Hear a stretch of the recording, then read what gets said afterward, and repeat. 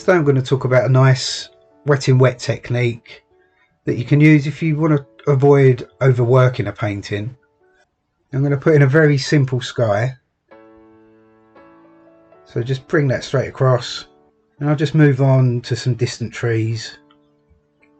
So just added a touch of blue to the palette and just pick out the shape of a simple tree line. And I'll just move on to the land, so more raw sienna, touch of cobalt blue.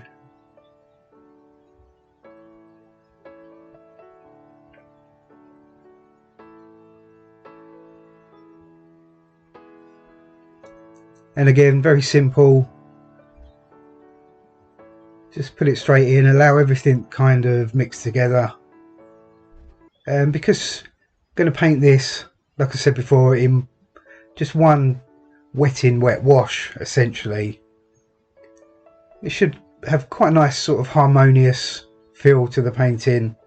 Also be very soft, not many hard edges at all. And also, to avoid overworking, everything I put in, as soon as I've laid it down, I just leave it alone. Don't go back and rework any areas. Make your decision and just go for it basically. There's no point in going back over it if you think you've made a mistake. I'll switch brushes again. Just picked up this size 8 sable.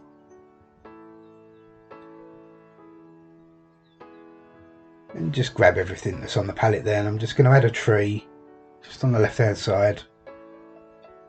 And the paper's still slightly damp, so it should soften nicely. And just using the side of the brush, just indicate some foliage. I'll just grab the smaller brush and just suggest a bit of a trunk coming up through the middle.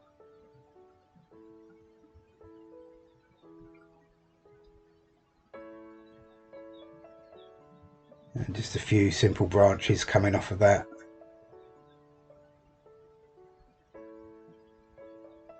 Not being too fussy, just keeping it all loose. And I'll just mark out a few tree trunks again.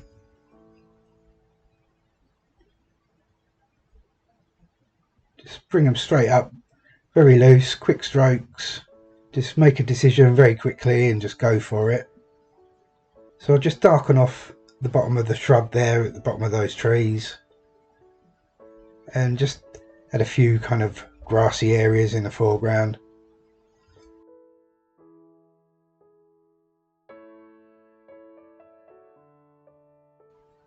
And just darken that tree on the left hand side. The paper's dried off a touch now, so I can just add a few suggestions of small areas of detail.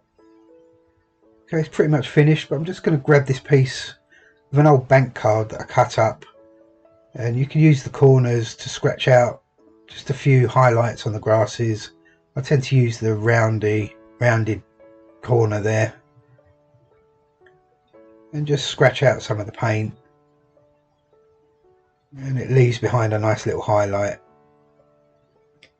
Again, very tempting to do too much of this. It's quite a nice effect, but keep it simple, just a few here and there.